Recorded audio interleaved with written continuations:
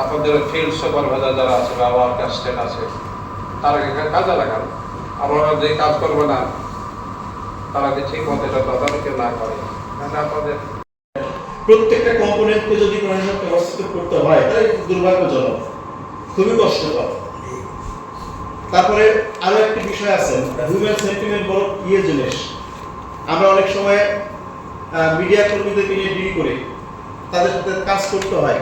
যদি কোনো সময়ে যদি একটি বার যদি মনে করে তারা আপনি কঠিনভাবে বলেছেন, তাদের কাছে এটা আমার অনেক আঘাত লাগে, অনেক বেশি পরিমাণে।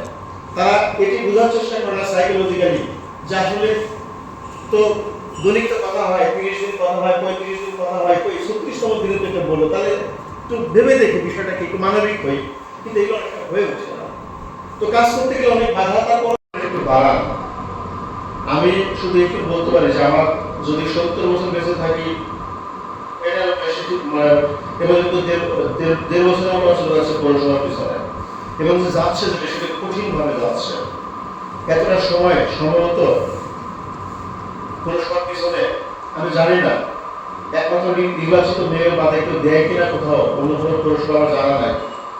কারণ সার্ভিসে দীর্ঘদিন যাবত আছি, পৌরসভার কাজ না করে সুন্দরভাবে যদি একটি বের করা যায়, প্রসপেক্টাস জাতীয়, আমাদের স্থানীয়কে গ্রহণ করে আমাদের জন্য এটা খুব ভালোভাবে চলছে।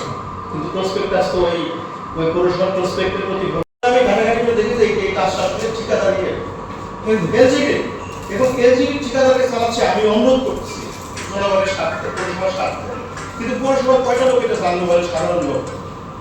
পৌরসভার কয়টি সাধারণ লোক জানবে যে এটা আসলে পৌরসভার ইনভলভমেন্ট নাই? এই যে গতকালে যে ভদ্রলোক সেও কিন্তু জানতো না। এই যে ইয়েগুলো পরে দেখা যাবে যে ইয়ের কাজ, প্রথমত ওর কাজ, অর্থাৎ ল্যান্ড অ্যাকুইজিশন শাখা, যার সাথে আসলে পৌরসভার আমার পৌরসভার বিন্দু মাত্র সম্পর্ক নাই, ডিটাচ, কমপ্লিটলি ডিটাচ, সাপিয়ে দিল। তারপরে এটা দেখা গেল আসলে আমাদের কাজ না, এটি হয়তো এর কাজ, এলজিডির কাজ।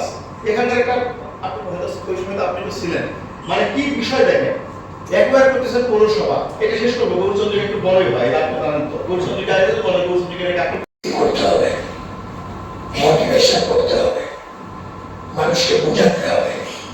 আমরা এখনো বুঝছি, তবে সামনে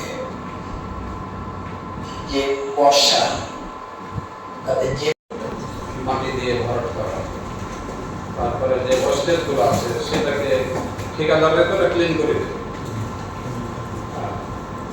নোংরা হয়ে থেকে যাচ্ছে। এরপরে যে ড্রেনগুলো স্ল্যাব দিয়ে দেওয়া হলো, ড্রেনগুলো যে পরিষ্কার হলো, প্রত্যেকটা ড্রেনের মধ্যে অবস্থা করছে কতটা পাথরগুলো বের হয়ে গেছে। তাহলে এরকম জিনিস যদি হয় তাহলে দুঃখজনক। আর এখানে ঠিকাদারদের আমরা প্রতিনিয়ত বলছি, প্রতিনিয়ত বলা হচ্ছে, এখানে আমি কোনো কিছু না ইন্ডিকেট করে বলছি যে আসলে সবকিছুতে একটা রাজনৈতিক সদিচ্ছার প্রয়োজন হয় মনে হয়। এই রাজনৈতিক সদিচ্ছা কবে ফিরে আসবে আমি জানি না। প্রত্যেকটা কাজে আবার কিছু বাধার সম্মুখীন হই। ছোট একটি পাম্প বসাবো শিয়ালা এলাকায়, একটি ডিপ টিউবওয়েল বসবে এলাকার লোকজনের জন্য, এই টিউবওয়েল দিয়ে পানি সাপ্লাই হবে। সেই টিউবওয়েলের জন্য এমন একটি হুমকি সৃষ্টি করা হলো যে পুলিশ ছাড়া কাজ করা যাবে না। পরে যখন একটু হার্ডলাইনে যাবে তখন তারা আবার ফোন করলো। আমাদের ভূগর্ভস্থ পানির যে লেয়ারটা দিন দিন নিচে নেমে যাচ্ছে। এখানে আমরা বলবো এরকম জনসাধারণ লক্ষ্য করছি, আমরা বাড়ি ঘর করলে আমার যে 2 কাঠা 3 কাঠা জায়গা আছে পুরোটার উপরে কংক্রিট বিল্ডিং হচ্ছে বা ঢালাই করে দিচ্ছে। সবাই যদি আপন বাড়ির পাশে একটু ফাঁকা জায়গায় মাটি রাখি, একটা পানি রিচার্জ